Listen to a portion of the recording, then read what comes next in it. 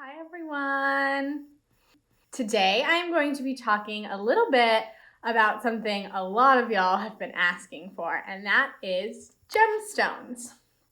So with me today I have a couple different gemstone rings, both engagement rings and wedding bands.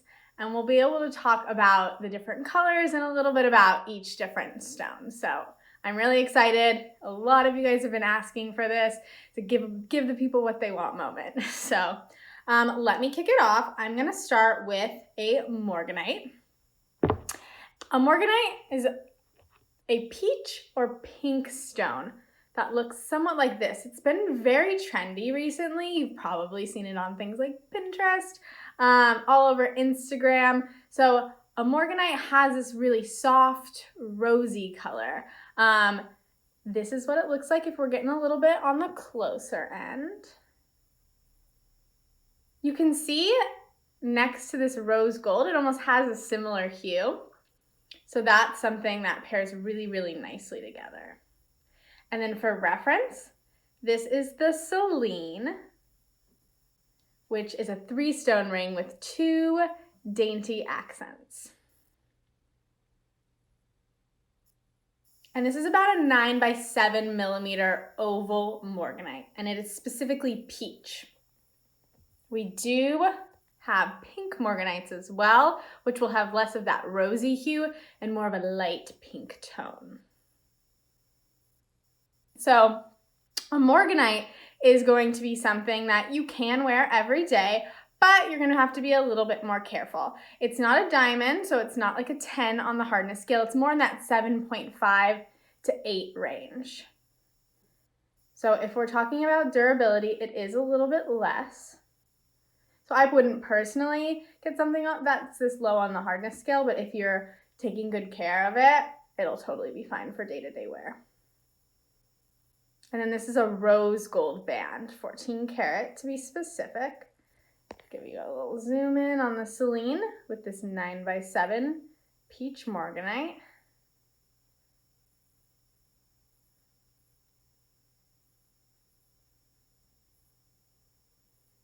Morganites will have a little bit of sparkle to them.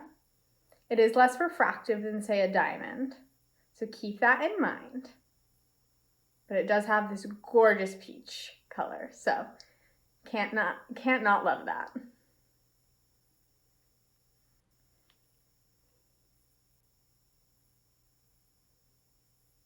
I really like when morganites have accent stones next to them. It tends to like brighten it up a little bit. The light like plays off each other and it ends up looking really pretty. It's why you see a lot of morganites in 3-stone rings. You see a lot in halo rings as well.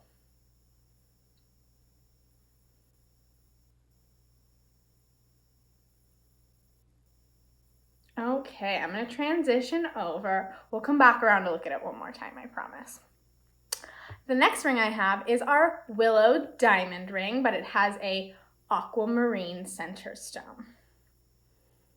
So here is the willow. And aquamarine is gonna have a nice, really beautiful light blue color. This is gonna be similar to the morganite in the hardness. It's about 7.5 to 8.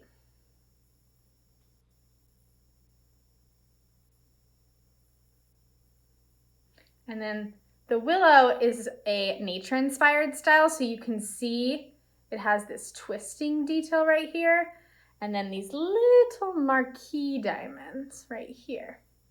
And those kind of have a nature-inspired leaf-like feel to them. So an aquamarine does have a reminiscence of an ocean. So it kind of pairs really nicely.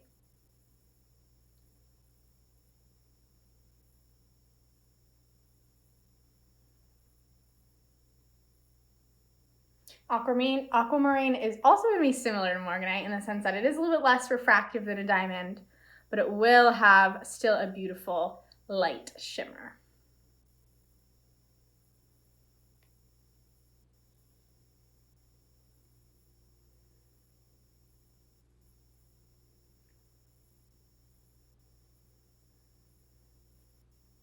And we do tend to like to talk about gemstones in millimeters. Carat is a measurement that's specific to diamonds. So it's talking about how much a diamond weighs.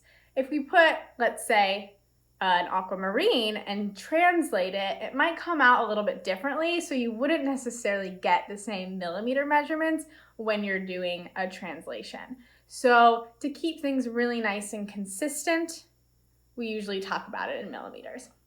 An 8 millimeter is going to be really close to a 2 carat if you're translating to diamonds. I know that's helpful for a lot of you guys, so keep that in mind. And then for reference, my finger size is about a 4.75 or 5, depending on the day. It's a little colder out today here in San Francisco, so it's a little bit more on the 4.75 side. To kind of translate, I have a willow contoured band for us to look at as well, and this has lab created emeralds in it. So I'm going to put it on by itself for a quick sec, but it is a contoured band meant to go with the willow that I just had earlier. So I'll put that one on in just a second too. So emeralds are known for their beautifully green color. This one is specifically lab created emeralds because they tend to be significantly more durable for everyday wear. To kind of give you just a little bit of summary about emerald stones, they are naturally included, meaning they have internal characteristics in them significantly more than, let's say, another gemstone. Those internal characteristics make the damage more prone to cracking if it were to, say, be hit against the wall. That's something I would do because I'm a total klutz. So when you have a lab-created emerald, they tend to have less of those internal characteristics, meaning that even though the hardness might technically stay the same, it's going to be a lot less prone to any cracking or any chipping like that. So we tend to use accent stones if we're doing emeralds in a lab-created form. Okay, so I'm going to pop this on with the willow. So like I said, this is a willow contoured ring, meaning it's meant to go specifically with the willow. This will be contoured with a slight change based on your specific engagement ring, so it'll fit a lot nicer. And this is fun to kind of switch up the different gemstones. Let's say you have, just a diamond here. You could still get, let's say this one to go with it, have a little pop of green. Get up close.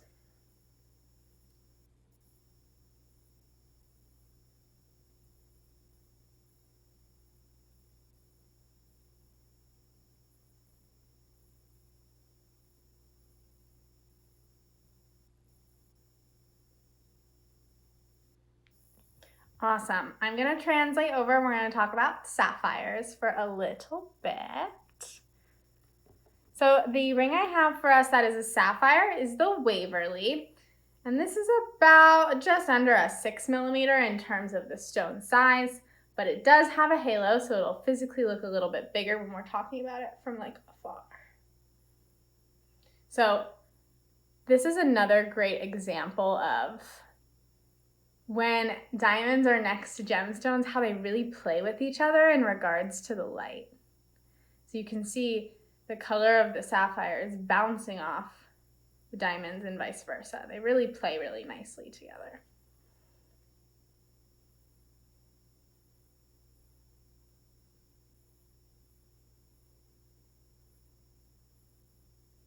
I personally noticed that I think sapphires tend to be a little bit more sparkly than, say, morganites or emeralds or aquamarines.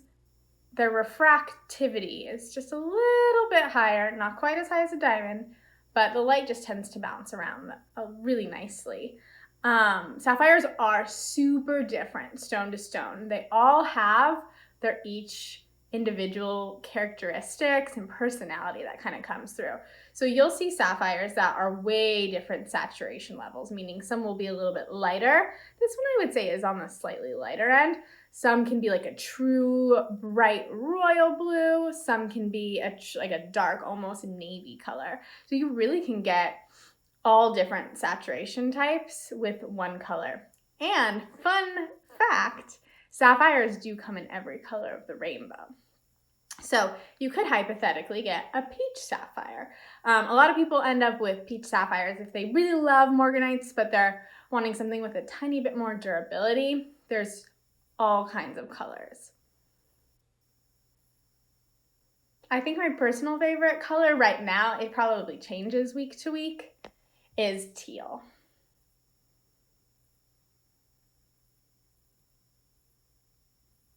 This is the Waverly, so you'll see it will have that really beautiful gallery detail. So right here, it's kind of hard for me to point at it.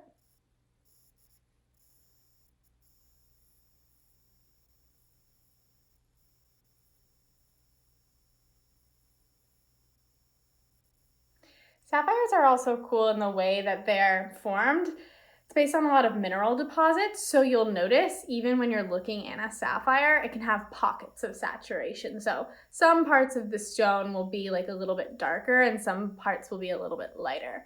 This is a small way that you can tell the difference between a natural sapphire and a lab sapphire. Lab sapphires do tend to have really consistent color. So if you like the consistency, that might be a reason to opt for a lab sapphire. And lab sapphires are similar to that of a natural versus lab diamond. They are going to be optically, chemically, and physically identical. You will notice the pockets of color that are a little bit of a differentiator there. And lab sapphires will be a little bit less expensive based on the resources.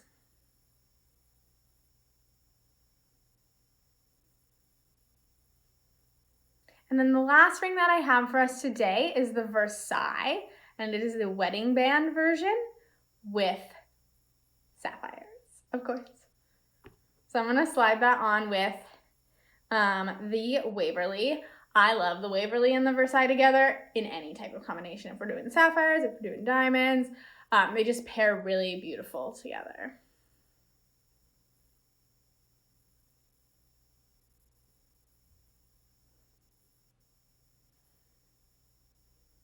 This specific sapphire, I believe, is Sri Lankan.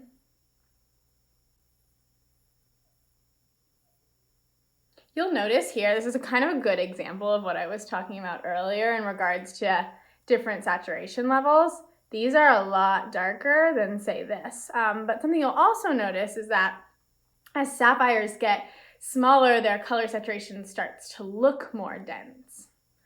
So when you're doing tiny stones, like let's say we swapped all of these for sapphires, they will look almost navy. I'm gonna put this on my middle finger so you can see it. This is a good fun ring. There's too many rings that I wanna buy as fun rings. You've probably noticed that.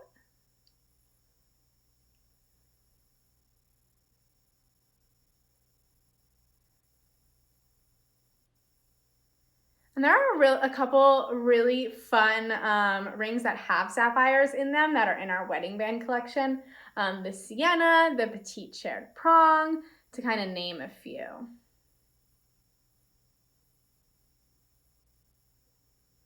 Also, the Aria, which is one of our most popular settings, can be done with sapphire pairs.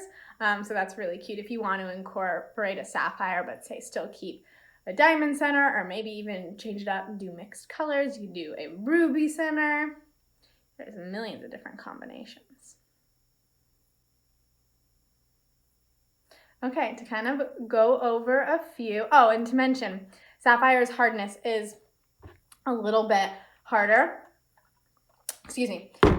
It is a 9 on the hardness scale, so it's a little bit closer to a diamond, similar to that of a moissanite. So it does have a really nice durability, which is why they've been so popular for so long.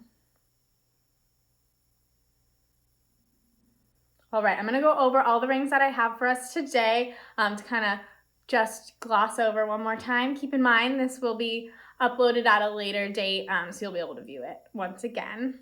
They don't disappear into the abyss, thankfully. Our first ring that we talked about was the Celine in 14 karat rose gold with a 9 by 7 millimeter peach morganite.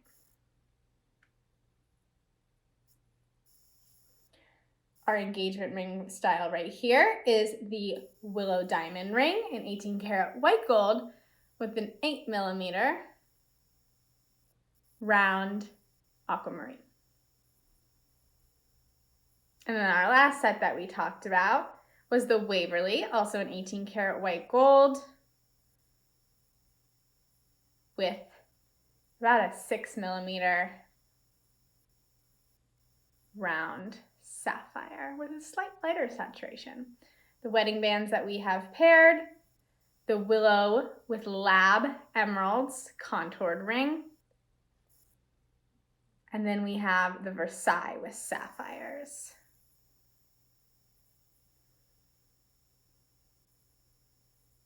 Awesome. That's all I have for us today. If there's anything else specifically that you guys want to see, please let us know. We're happy to try to accommodate as many requests as we can. I've had so much fun talking to you guys, as always. Thank you for playing around with some gemstones with me. Bye, have a great day.